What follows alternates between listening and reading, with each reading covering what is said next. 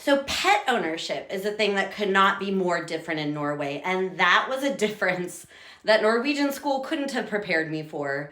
And also, I would have assumed that pet owning countries kind of had the same norms, but it's completely different in Norway. So there's endless number of ways I could describe this difference, but I think I'll just give a few examples. One could say in general that Norwegians take a lot more responsibility for pet ownership. I don't like terms like that because I think they imply judgment, and I don't think cultural analysis benefits from a judgmental viewpoint.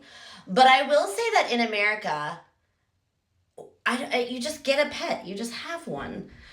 In Norway, for instance, we've never had to pay for a pet sitter because we have so many friends that would like a pet but would not dare take on the responsibility full time, that getting to watch my dog for a weekend is like a pet vacation. They love it. Whereas in America, people just get pets. Like they don't really consider it that much. Of course, these are generalizations. Of course, there's extremes in both ways. But in general, that's the norm that I've noticed, considering myself a pretty average pet owner, neither like the most amazing nor the worst. So what does this look like? What does it mean? Pets, you would not see pets just kept outside in Norway. And in America, I mean, even if it's like this cold outside, you see people begging, like, don't leave your dog out in the freezing cold all night. Like, they can die too. And in Norway, I mean, I don't know that I've ever seen a dog that just stays outside all day. That's just not the way. Now, the other side of that is really interesting, actually. Because in America, if you had somebody that kept their dog inside all day while they went to work, that dog would be in a crate, or in Norwegian, the word is bur. And in fact, I think many Americans keep their dogs in crates way too much. We kind of lose the understanding that this is a trend.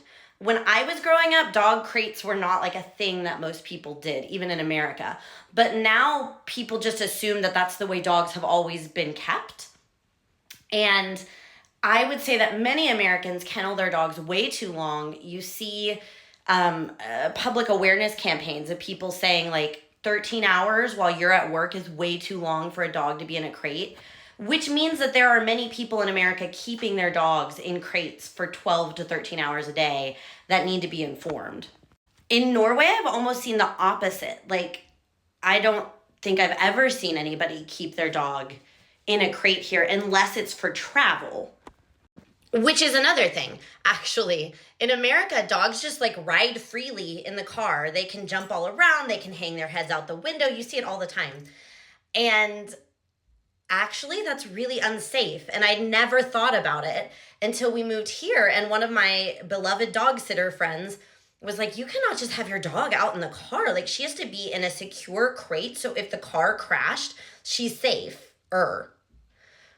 It's like, yeah, that makes total sense. So like, I've actually only ever seen bur used here when the dog is needing to be safe in a car, but not just like kept in a crate during the day. And I've actually noticed debates about this on pet ownership forums. Like, if you get Norwegian people there, then they'll be arguing often against crates and not really understanding why Americans do that so much. And Americans think it's very shocking that Norwegians never use crates in the house.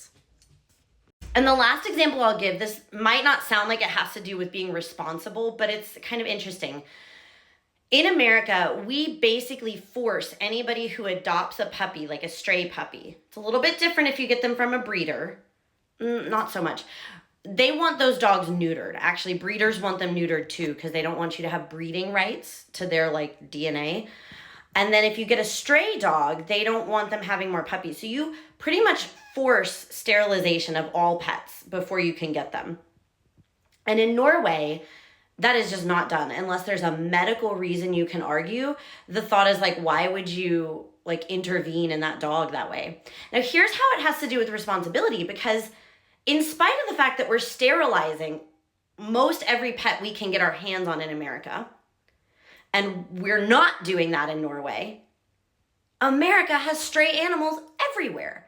There are some, of course, we have a bigger population, but I think there's a difference as well in attitudes towards animals and pet ownership. Like, there are just animals all over the streets. and not in Norway. I've never personally seen a stray dog in Norway. Now, cat ownership, everybody will come in the comments saying this, cats in Norway needs to get a little bit more with the times on. They're not as strict about cats and they don't protect them as well. The other caveat I should make is that even within America, stray animal populations correlates with poverty. So in areas where there's more poverty, I see that more, and we can't leave that out of the equation, but it's still a really interesting difference in terms of neutering and then the effect that it does or doesn't have.